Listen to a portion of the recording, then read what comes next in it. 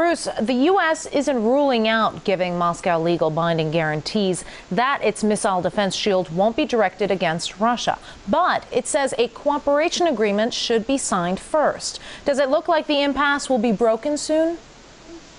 I don't think so. I think the U.S. intends to continue surrounding Russia and China with these so-called missile defense systems, claiming that they're really aimed at Iran. But we know that Iran has no nuclear weapons today, and they have no missiles capable of hitting the United States. So indeed, this system is aimed at Russia.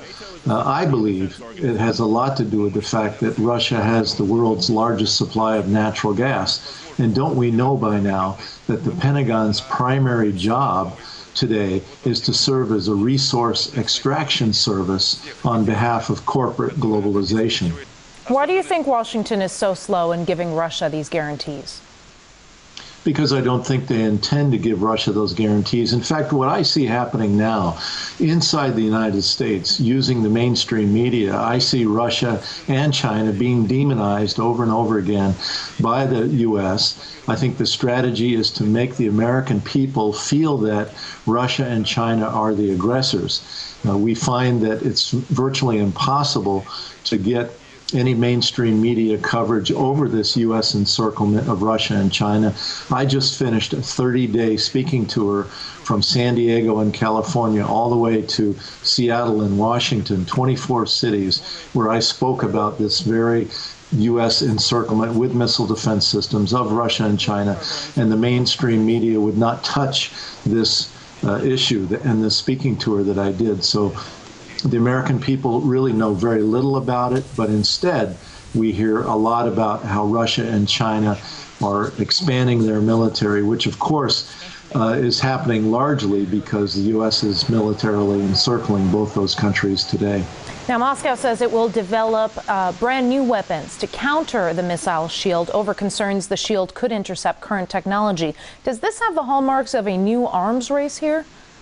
Sadly, I think it does. I'm against any country developing more weapons these days. We don't need a new arms race. We have a big problem on this planet called climate change that we need all the countries of the world to help deal with. But in fact, when you're being surrounded, as Russia and China is today, one begins to understand why they feel the need to increase their military, especially when the United States Space Command is wargaming a first strike attack on China every year now for the past several years, set in the year 2016. So, in fact, when they're wargaming a first strike attack at the same time that Russia and China are being surrounded, you can understand why those two countries feel like they have to respond. Now, Bruce, I'm sorry to interrupt you. I just wanted to ask you very briefly. It's election year in the U.S., and President Obama wants Moscow to sort of cut him some slack until re-election. But what will happen to their missile defense dialogue if he's not re-elected? Well, I think it's going to continue whether he's reelected or not. I don't really believe that statement that Obama made in South Korea that, give me some time, let me get reelected. I don't believe that for a moment that Obama was really serious about that. I think he's just trying to get Russia to back off a little bit, stop applying so much pressure about this. I think the U.S. is clearly committed.